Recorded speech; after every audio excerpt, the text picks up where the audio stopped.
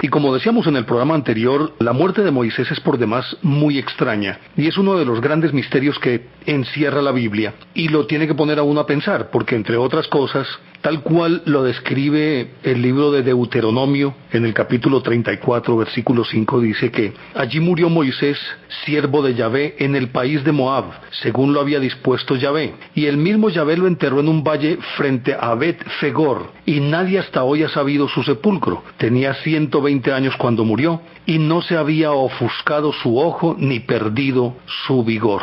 Nos está hablando entonces de un individuo que a esa edad poseía la lucidez y además todas las facultades como para continuar liderando este pueblo. Pero realmente, al parecer, la muerte de él se produce antes de entrar a la tierra prometida, como decíamos, por un castigo. Parece que él dudó de si Yahvé le iba a ayudar o no, cuando le ordenó que con la vara tocara una roca para que de allí manara agua. Y él aparentemente dudó, y por esa duda Dios lo castigó y no pudo entrar a la tierra prometida. Lógicamente que, como sucede con estos líderes, regularmente cada uno cumple su cometido y luego tiene que desaparecer, como sucede con los precursores.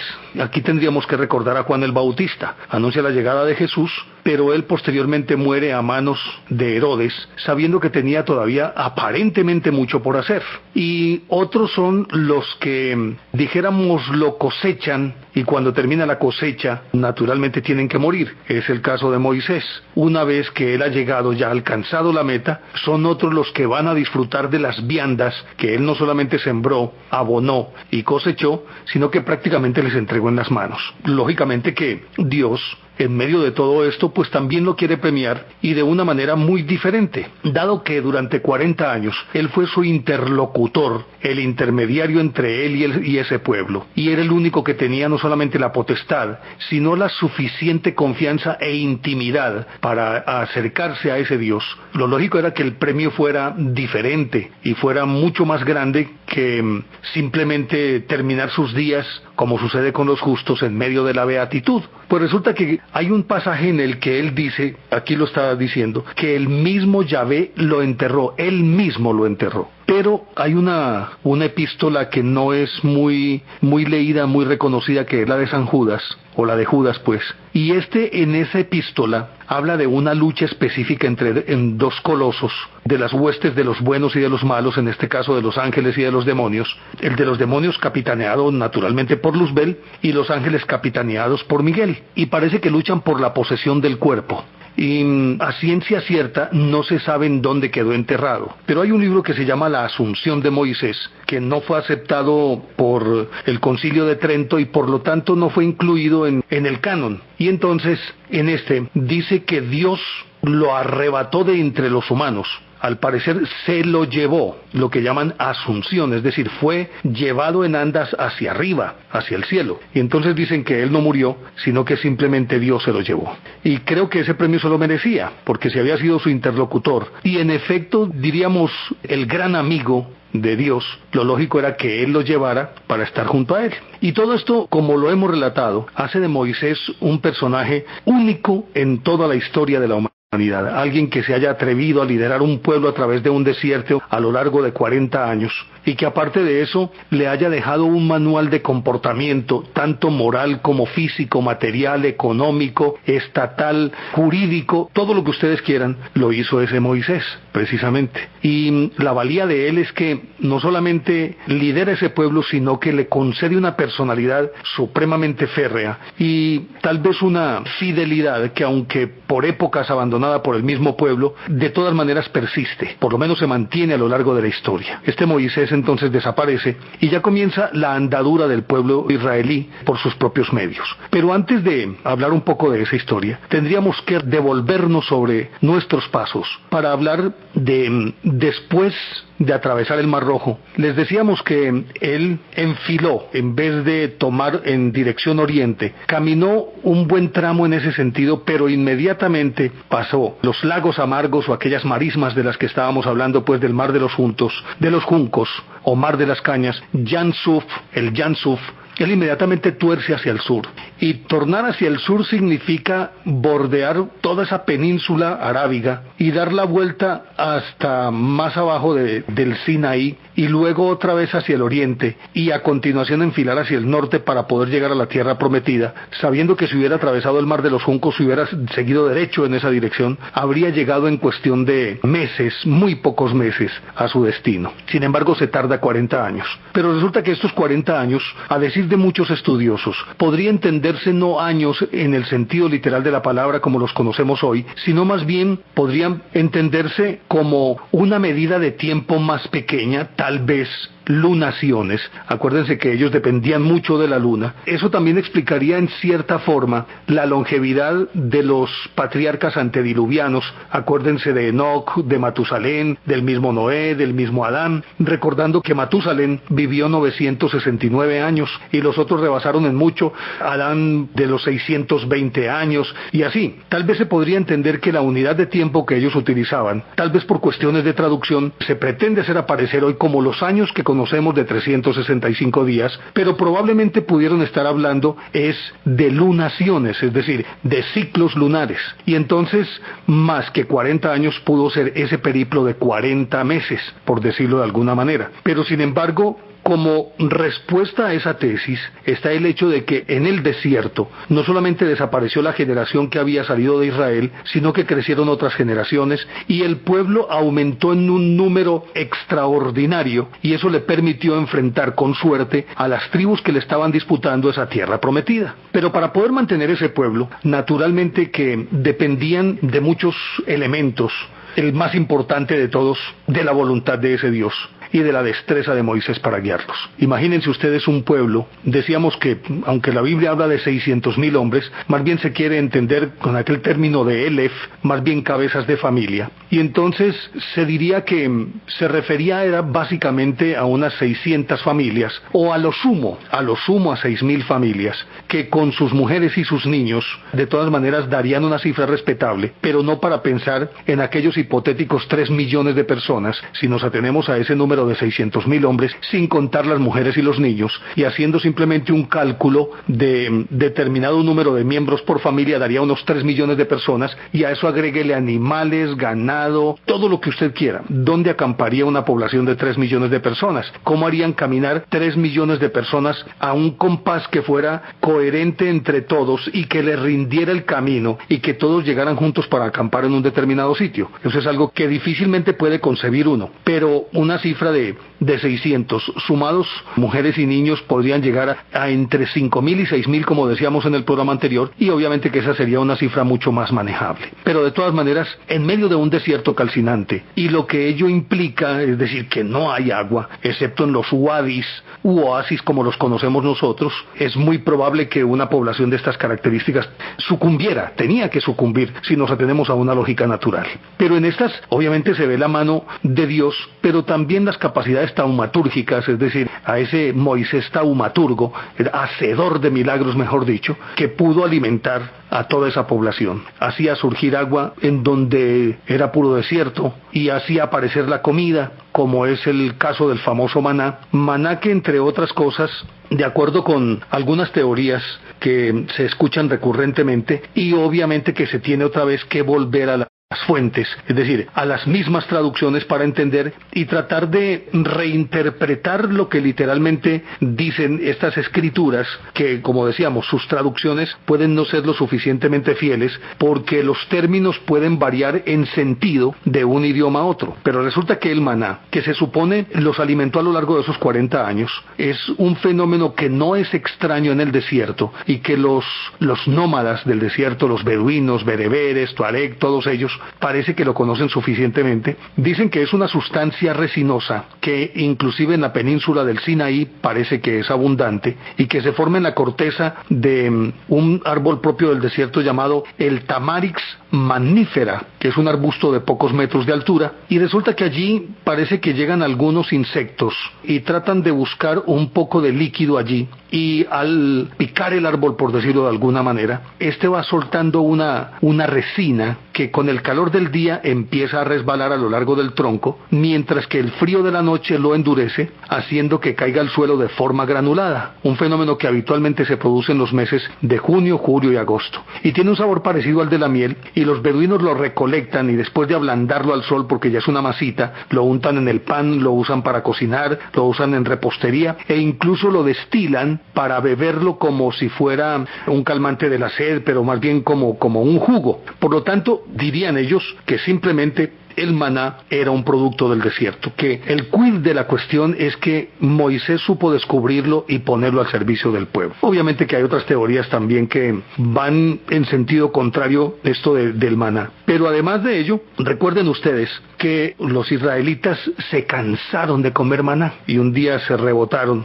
Y en Éxodo 16 dice que Yahvé dijo a Moisés: he oído las murmuraciones de los israelitas. Diles, al atardecer comeréis carne y por la mañana os saciaréis de pan. Por la tarde, en efecto, vinieron las codornices y cubrieron el campamento. Pues ya la dieta dejó de ser tan monótona cuando aparecen las codornices. Resulta que empezaron a comer codornices y a comer y a comer y a comer, inclusive hasta llegar a la glotonería, y parece que esto también enfadó a Dios, a Yahvé. Y vino también un castigo, pero ya seguimos hablando de esta historia aquí en Enigmas del Mundo. Estamos en Enigmas del Mundo.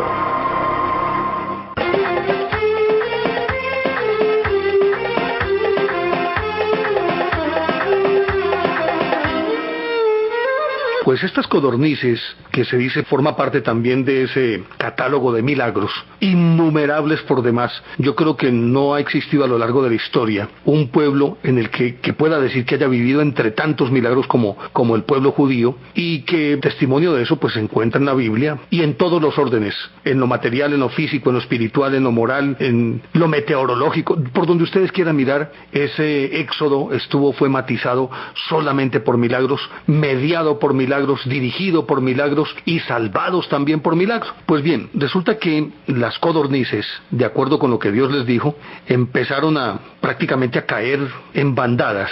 Y resulta que la gente estaba tan ávida de carne que, de acuerdo con lo que dice el libro de los Números, el segundo libro de los Números, el capítulo segundo de Números, versículos 33 y 34, dice que todavía tenían la carne entre los dientes, todavía la estaban masticando cuando se encendió la ira de Yahvé contra el pueblo, y lo hirió Yahvé con una plaga muy grande. Se llamó a aquel lugar Kibrot Hatavá, porque allí sepultaron a la muchedumbre de glotones, de todo lo que recogieron de codornices. Pero también los científicos han dado una explicación que aparentemente es lógica a esa bandada, o mejor, al hecho de que las codornices se hubieran convertido en un alimento suficiente para mantener a un pueblo de esas características, y entendiendo que una codorniz es muy pequeña, y una persona, pues yo creo que con una codorniz queda empezada. Pero lo cierto es que, de acuerdo con las explicaciones que hacen los científicos, estos pájaros efectúan migraciones, y aún hoy atraviesan 2 veces al año la misma región por donde los israelitas se movían durante ese éxodo.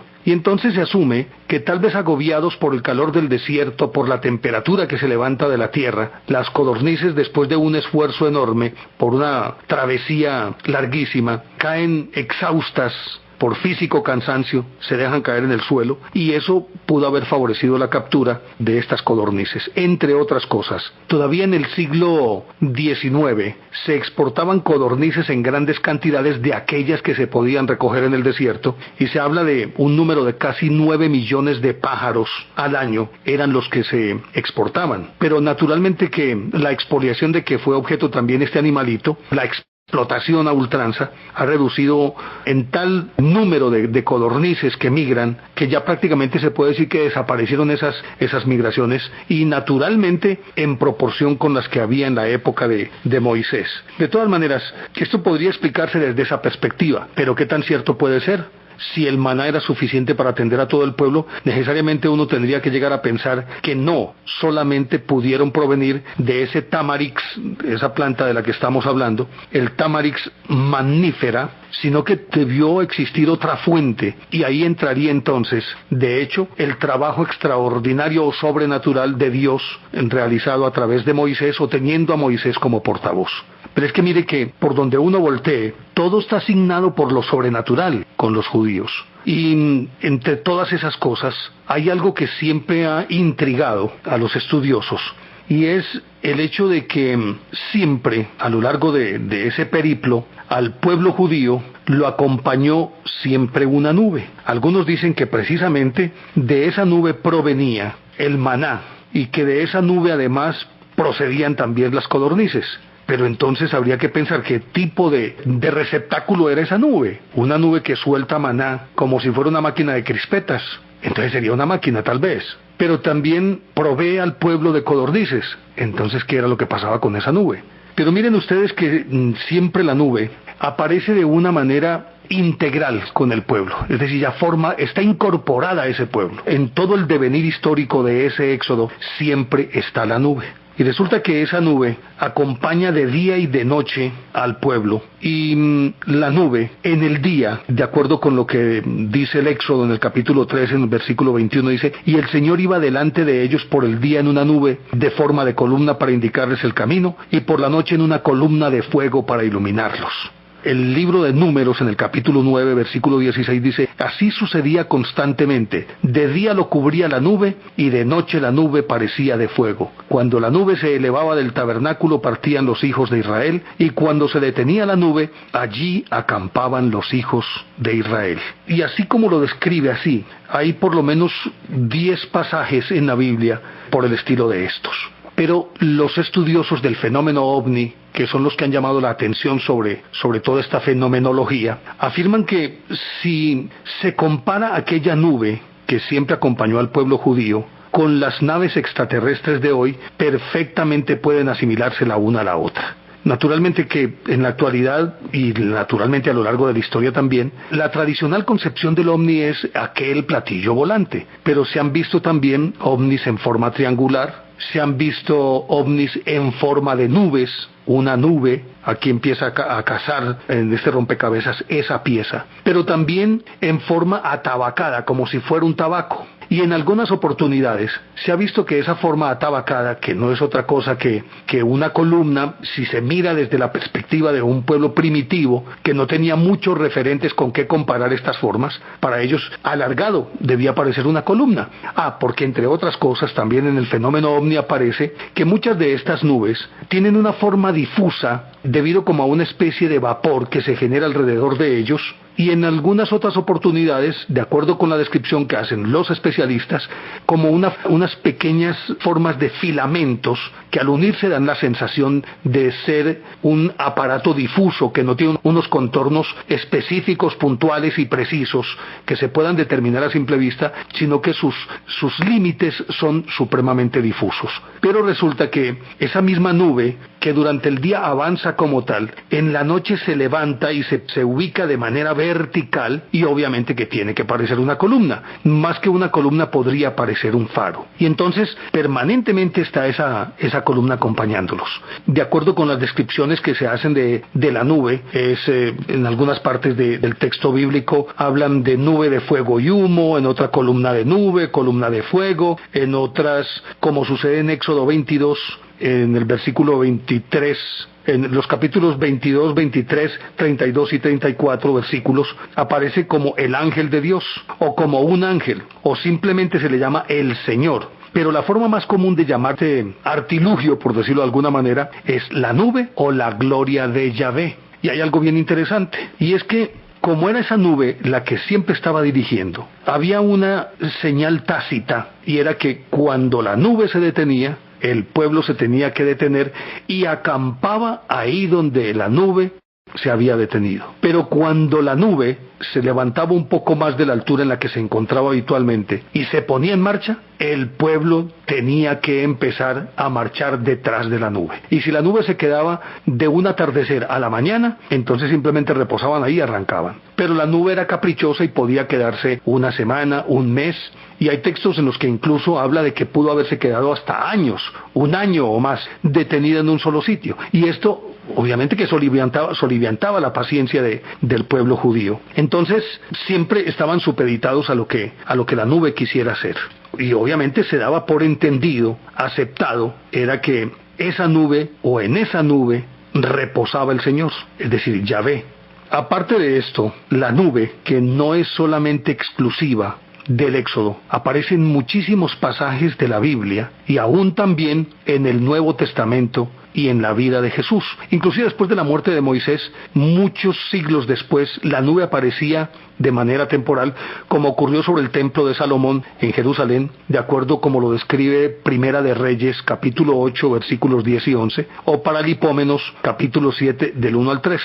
En tiempos de Ezequiel, resulta que Dios se enojó con el pueblo judío y la nube que había sido protectora se retiró como un castigo, de acuerdo con lo que dice el texto bíblico, por las prevaricaciones del pueblo. Pero cuando el pueblo se arrepintió y restauraron el templo, retornó la famosa nube. Y así por el estilo. Casi uno que podría decir que en los eventos extraordinarios siempre aparece la nube.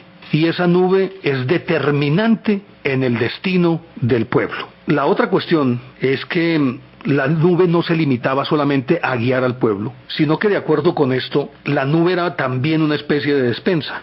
En los días muy cálidos parece que proyectaba su sombra para que el pueblo pudiera avanzar sin estar expuesto a la canícula del desierto, sino que iba ahí protegida por la nube. Y 2 veces, por lo menos, de acuerdo con algunos textos, dejaba caer lluvia de codornices, cada mañana 6 días a la semana. Y asimismo dejaba caer todos los días el maná del que se alimentaba el pueblo. De pronto cuando aparentemente, pues y esto lo digo con términos míos muy coloquiales, y lo digo más en un sentido figurado, supuestamente amanecía de mal genio Yahvé, entonces provocaba un viento impetuoso. En oportunidades ese mismo viento era para refrescar al pueblo, en otras era el viento supremamente impetuoso y acompañado de truenos y de rayos, que aquí tendríamos que asimilar esa nube a las nubes ortodoxas. Eso es lo que hace una nube, acumula agua y cuando interactúan el aire frío y el aire caliente se generan tormentas, se ioniza la atmósfera y vienen pues los rayos y centellas ya como lo conocemos.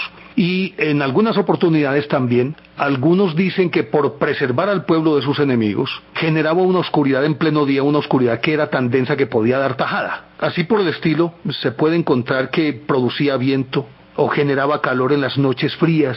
Aparte de eso, se sentía un rumor que salía de ella, como si estuviera desplazándose gracias a un motor. En fin, un montón de cosas alrededor de las nubes que hacen de esto algo muy extraordinario y muy difícil de explicar. Pero ya seguimos hablando de esta historia aquí en Enigmas del Mundo. Ya regresamos, Enigmas del Mundo.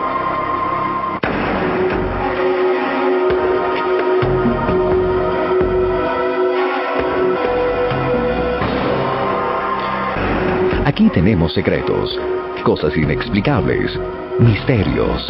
Es Enigmas del Mundo, Enigmas del Mundo, a las 11 de la noche del domingo.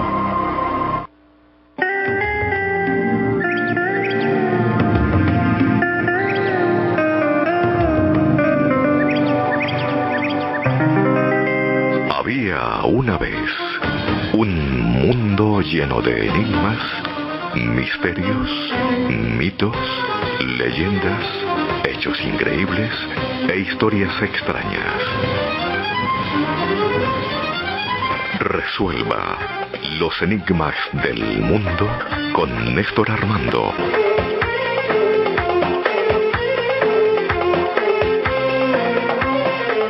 Y podría decirse tranquilamente que estas nubes eran supremamente caprichosas, tanto en formas como en contenidos, asimismo para manifestarse, para desplazarse, para detenerse, para elevarse, para descender. Porque si recuerdan ustedes, cuando Moisés asciende al Sinaí, desciende una nube de la que salen truenos, relámpagos, lluvia, y forma no solamente un torbellino en toda la zona, sino que además el fragor de sus ruidos es tan sobrecogedor que se atemoriza a todo el pueblo. Y ese evento dura muchísimo tiempo, todo el tiempo que está Moisés en el monte Sinaí, que supuestamente está allí para recibir las tablas de la ley. Durante todo ese tiempo la nube se comporta de una manera airada. Además de esto, la nube, que como decíamos, dependiendo del pasaje bíblico, se le denomina nube de fuego y humo, columna de nube, columna de fuego, mi ángel, el ángel de Dios, o simplemente un ángel, o simplemente el Señor, pero la forma más común dónde llamarlo, es la nube o la gloria de Yahvé, pues resulta que con todas estas connotaciones llegan en determinados momentos en que ni siquiera el mismo Moisés, porque resulta que la nube desciende sobre el tabernáculo, se posa sobre él, y hay ocasiones en las que ni siquiera Moisés puede acercarse. Inclusive, en un momento determinado, Dios o su ángel impone límites para que la gente no se acerque, incluido a Aarón y otros del orden levítico, para que se acerquen a donde está la nube. Como por ejemplo en Éxodo le dice Yahvé a Moisés: tú marcarás al pueblo un límite diciendo, guardaos de subir a la montaña y de tocar el límite, porque quien se acercare a la montaña sobre la que está la nube, morirá. Y continúa diciendo: al tercer día, por la mañana, hubo truenos y relámpagos y una densa nube sobre la montaña y un fuerte estruendo como de trompetas, y el pueblo temblaba en el campamento. Y continúa diciendo en el versículo 16, le dice pues Yahvé a Moisés: baja y prohíbe terminantemente al pueblo que traspase el término marcado, no sea que vayan a perecer muchos de ellos. Pero la prohibición, que se repite en varias oportunidades, se extiende inclusive a los animales. Dice que no suba nadie contigo, ni esté nadie en ninguna parte de la montaña, ni oveja ni buey pasten en la montaña. Con todo esto, pues no solamente la nube se convierte en un elemento protector, sino también extremadamente peligroso para los intereses del pueblo y del mismo Moisés. Tanto es así que regularmente cuando la nube se detenía, es decir, era la orden para que el pueblo acampara allí, pero siempre debían acampar lejos de la nube. Donde estaba el núcleo, el grueso del pueblo, tenían que acampar a una distancia prudencial o una distancia prudente de donde estaba el tabernáculo y la nube sobre ella. Eso ya pues nos está indicando que, si bien es cierto, como un fenómeno atmosférico, como lo conocemos, se comportaba como tal, tenía otras muchas funciones y por lo tanto casi que se podría decir que el pueblo dependía en un todo y por todo de ella, y se crea una dependencia tal que si la nube no está, el pueblo se siente perdido.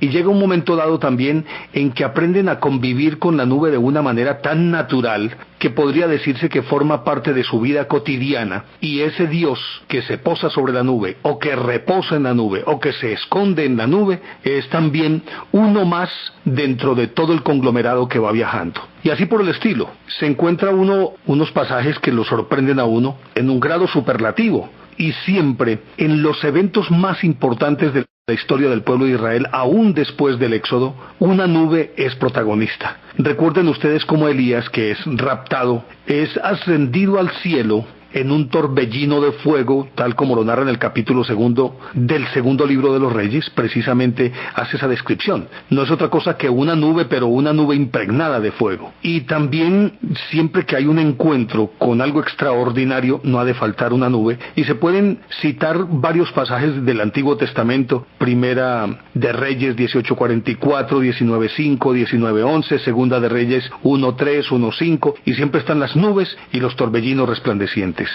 Como les comentábamos, cuando Moisés muere, aparece una nube también, y hay una batalla aparentemente por su cuerpo, pero dice la misma Biblia que Yahvé se encargó de enterrar él mismo a Moisés, pero lo cierto es que su tumba nunca fue encontrada, su cuerpo jamás fue encontrado, y de ahí nace pues también el mito de que él fue llevado a los cielos antes de morir, es decir, en alma y cuerpo. Y si seguimos buscando, en los eventos trascendentales, por ejemplo, de la vida de Jesús, también aparecen las famosas nubes.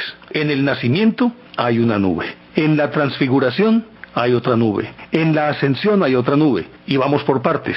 En Lucas 2, versículo 8 a 10 dice: había en la región unos pastores que pernoctaban a la intemperie, y la gloria del Señor los envolvió con su luz. Y se entiende la gloria del Señor como una nube. Para la transfiguración se lee en San Mateo, capítulo 17, versículo 5, aún estaba él hablando cuando los cubrió una nube resplandeciente. Y en Hechos de los Apóstoles 1:9 afirma: mientras decía esto, fue arrebatado a la vista de ellos, y una nube los sustrajo de sus ojos. Recuerden ustedes también que cuando el bautismo de Jesús, también hay una nube. Hace su aparición la infaltable nube. Y Si nos devolvemos encontraremos también que en Ezequiel, es decir, entendiendo esta nube de acuerdo con lo que aventuran estos estudiosos, que no es otra cosa que ovnis, que simplemente adoptan la forma de nubes y están al servicio del pueblo, pero también manipulando y utilizando el pueblo. Si no recuerden aquel clásico pasaje del que echan mano todos los estudiosos de la ufología, y que se remite a Ezequiel capítulo 1 y que lo describe del versículo 1 al 28, y que en suma, como la parte en la que más hincapié hacen y la que desconcierta mucho más, es la descripción de aquel carro que posee ventanillas. Lo describen cómo se mueven, cómo las ruedas van rodando, aunque eso suene cacofónico, pero es la mejor descripción que puedo encontrar. Y de pronto más adelante dice, y las llantas de las ruedas estaban todas en derredor llenas de ojos. Evidentemente está describiendo ventanillas, tras las cuales hay algunos observando lo que está ocurriendo en el exterior. Y si en el Antiguo Testamento es tan evidente la presencia de las nubes, como decíamos, en el Nuevo no están ausentes, y aún en Hechos de los Apóstoles se repiten escenas del Antiguo Testamento, como dice Esteban el protomártir, en Hechos capítulo 7 versículo 30, y dice, un ángel se le apareció a Moisés en el Sinaí en fuego de llama. Y más adelante dice también, aparecióse Yahvé un día en el encinar de Mambré, y estaba sentado Abraham en la puerta de la tienda a la hora del calor, y alcanzando los ojos vio parados cerca de él a 3 varones. Cuando los vio se postró en tierra, diciendo, Señor mío, si he hallado gracia a tus ojos, etc. Y ahí también aparece la infaltable nube. Y ni qué decir cuando sucede lo de Pablo, también cuando lo tumban camino de Bagdad, también hay de manera aleatoria una bendita nube. Como quien dice, esa presencia que se supone es la de Dios, siempre se hace a través de un agente, que en este caso sería la nube. Pero aquí también habría que entrar a hablar sobre algunos seres excepcionales, que son precisamente los ángeles. Los ángeles tienen un protagonismo extraordinario que yo creo que vale la pena detenernos sobre eso. Pero aparte de ello, el contacto permanente de Moisés es demasiado familiar con Dios y con sus ángeles. Y hay un texto que en lo personal a mí me sorprende, porque se supone que Dios es incorpóreo, que Dios no se puede ver, que Dios no se puede palpar, no se puede oler. Y sin embargo, hay un texto en Éxodo 33, del 18 al 22, en el que dice, pues que Moisés quiere hablar con Dios. Y aunque él supuestamente habla con Dios, no hay una interacción directa, pero sí es directa. Como quien dice, habla con él, pero no lo puede percibir, no lo puede oler, no lo puede ver. Sin embargo, el pasaje al que me estoy refiriendo dice que Moisés quería verlo, y contestó Yahvé, mi faz no la verás, porque el hombre no puede verla y vivir. Y añadió Yahvé, he aquí un lugar cerca de mí, tú te pondrás sobre la roca, cuando pase mi gloria yo te pondré en la hendidura de la roca, y te cubriré con mi mano mientras paso. Luego retiraré mi mano y me verás las espaldas, pero mi rostro no lo verás. Entonces, aquí lo que se puede deducir es que hay una tremenda familiaridad entre Moisés y Dios, y aunque Dios mantiene las distancias correspondientes con su categoría y su jerarquía, es de alguna manera condescendiente, o es tanto el amor o la confianza que te siente por Moisés, que hasta le concede la posibilidad de que lo pueda ver de espaldas. Pero como decíamos ahora, bueno, si Dios es una fuerza, si es incorpóreo, si es un espíritu, obviamente que Él puede hacer lo que quiera y mostrarse en la forma en que Él quiera, si nos atenemos a esa capacidad y ese poder que Él posee. Sin embargo, lo deja uno pensativo es cómo inclusive Él puede llegar a ver la espalda de Dios, sabiendo que supuestamente Dios es incorpóreo. Y entonces uno se pone a pensar aquí, ¿quién puede ser entonces hipotéticamente ese Dios? Que por demás es un Dios caprichoso, un Dios que castiga, un Dios que manda, un Dios que es egoísta, un Dios que es vengativo, un Dios que es celoso, porque le dice no adorarás a otros dioses. Y a quienes adoren los otros dioses le ordena a Moisés que salga de ellos, por decirlo de alguna manera. Es vengativo porque se dirige contra los otros pueblos utilizando al pueblo israelita, los utiliza para enviarlos como ejércitos y ordena inclusive que acaben con pueblos enteros, incluidos todos los animales.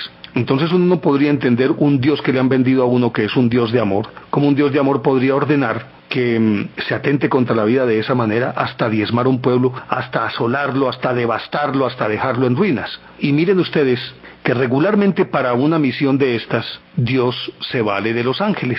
Y aquí aparecen estos personajes que son para mí extraordinarios, impredecibles, con muchas características humanas y de una presencia siempre infaltable en todos estos eventos. Pero ya continuamos hablando de esta historia aquí en Enigmas del Mundo. Estamos en Enigmas del Mundo.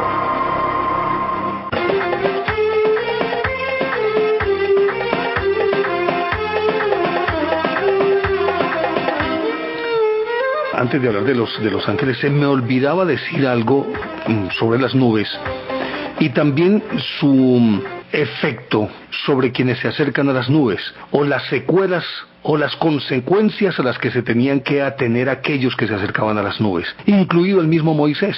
¿Recuerdan ustedes que inclusive, si miran bien el Moisés esculpido por Michelangelo Buonarroti, que lo conocemos pues como Miguel Ángel, podrán observar que él en la frente tiene dos pequeños cuernos, casi como si fuera un novillo, lo que llaman en esos términos de ganaderos, un novillo medio topo, es decir, que le están saliendo apenas los cuernos.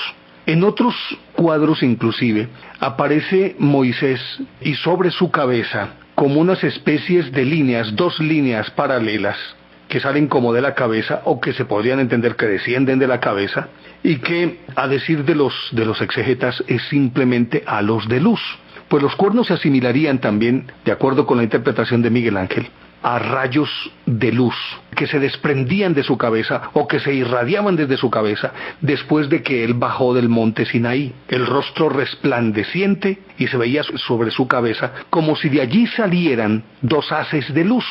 Para Miguel Ángel era mucho más fácil interpretarlos en función o tomando como referente a los cuernos, porque difícilmente podría hacerlo de otra manera. Y siempre hubo esa pregunta, ¿por qué Moisés tiene cuernos? No, es la simbología que utilizó Miguel Ángel para significar que de su cabeza se irradiaba una luz que inclusive enceguecía a quien le miraba el rostro durante algún rato. Y regularmente, siempre que él tenía contacto con Yahvé, regresaba con esa cara radiante. Pero otras personas debían soportar los efectos secundarios de su aproximación, ya fuera al Arca de la Alianza, de la cual tenemos que hablar también, tras acercarse al tabernáculo, tras acercarse a la nube. Y hay uno de los pasajes más representativos en ese sentido, y es que una vez Yahvé hablaba con Moisés, y por curiosidad María, la hermana de Moisés, intentó acercarse demasiado. Inmediatamente ella sufrió una afección cutánea que le duró una semana. Para ellos la descripción era simplemente le apareció lepra en el rostro. Dice en Éxodo 12, dijo Yahvé a Moisés, Aarón y María, id los tres a la tienda de la reunión. Una vez ellos allí, descendió Yahvé en la columna de nube, y poniéndose ésta a la entrada de la tienda, llamó a Aarón y a María. Salieron ambos de la tienda y Yahvé les dijo, ¿cómo os habéis atrevido a difamar a mi siervo Moisés? Y encendido en furor contra ellos se fue Yahvé. Apenas se había retirado de la tienda la nube, cuando María apareció cubierta de lepra. Resulta que estas marcas, por decirlo de alguna manera, son muy similares a las que sufre una persona cuando se expone a la radioactividad, y que en efecto, si han tenido contactos de diverso tipo con algún ovni, regularmente como secuelas les quedan a estas personas algún tipo de ulceración en el rostro y en el cuerpo, aquella parte que se ha visto más expuesta a esos rayos.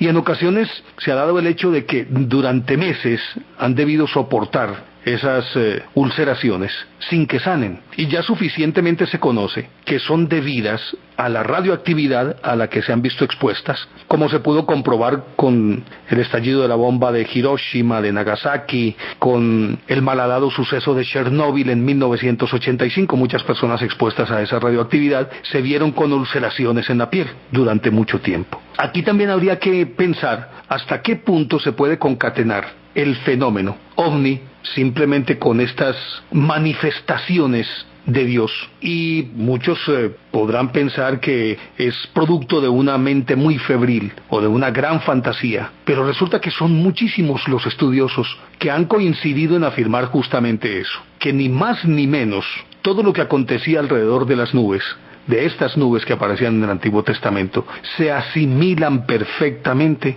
con quienes se han visto expuestos al fenómeno ovni en el siglo XX.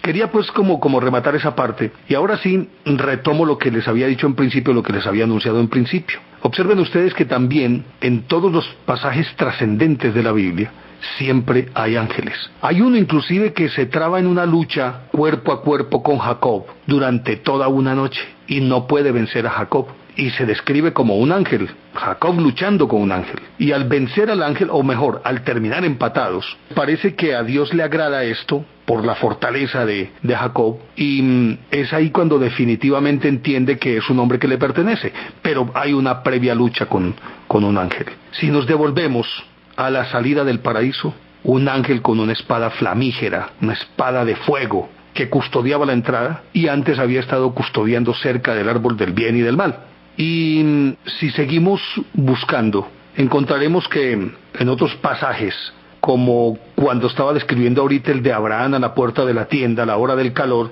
y vio parados cerca de él a 3 varones, se postró en tierra y les dijo: Señor mío, sí sé que he hallado gracia a tus ojos. Y eran 3 supuestamente los enviados de Yahvé. Inclusive se encuentran ángeles que, como decíamos, interactúan con los hombres de una manera muy directa y aún los ayudan en sus combates. Por ejemplo, en el libro de los Macabeos, ellos se mezclan con los hombres y simplemente se ponen la camiseta y luchan del lado de los Macabeos contra los enemigos.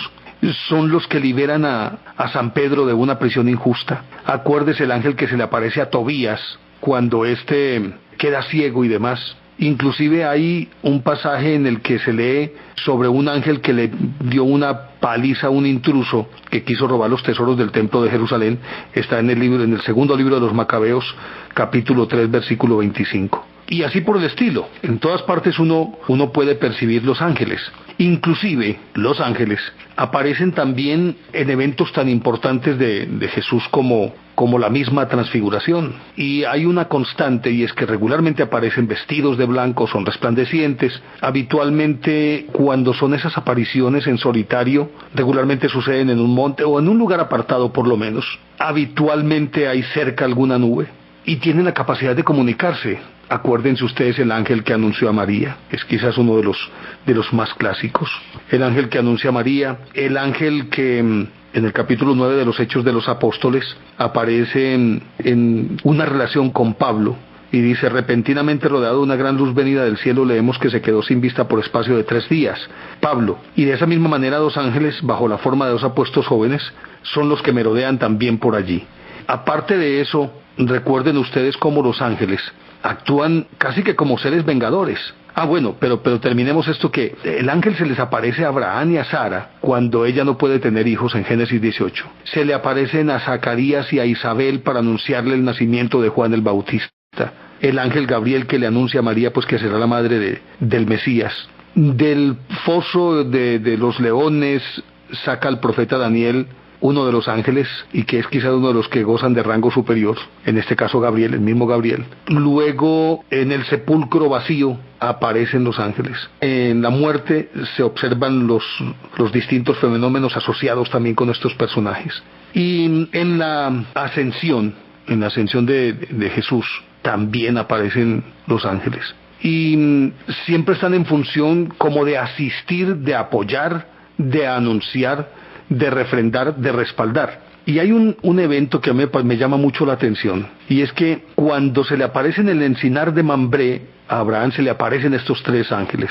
Él se pone a hablar con ellos, y después de esto hay un evento en el que prácticamente salen de allí, es en Génesis 19:11. Pues resulta que estos ángeles, discutiendo entonces con Jesús, le dicen que 2 de ellos van a Sodoma a avisar a Lot para que se ponga a salvo, porque le anuncian ellos que van a destruir ese lugar. Y entonces ahí es donde viene la discusión a continuación, en la que se pone a discutir con Dios. Se pone a discutir con Dios sobre: ¿y si encontramos 100 justos?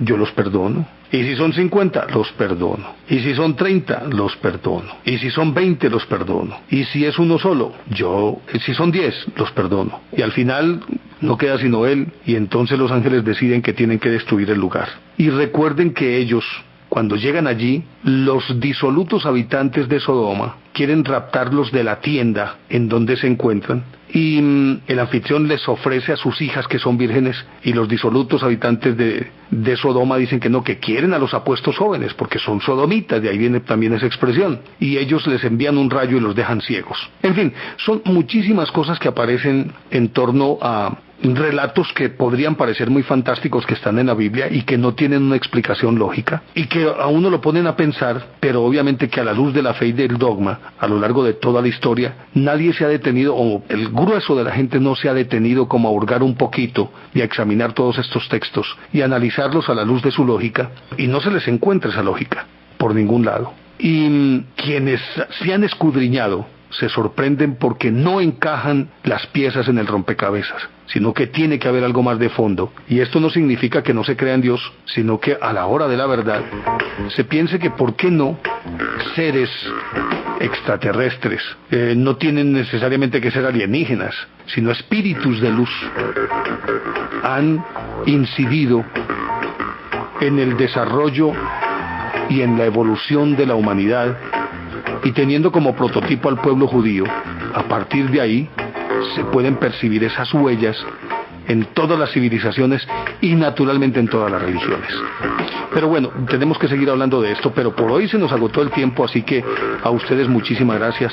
A don Octavio Gallo en el sonomontaje también nuestro cálido agradecimiento, y los esperamos la próxima semana. Sigan escribiéndonos y solicitando los temas. Y nos encontramos en una semana, porque el próximo domingo será otro cuento.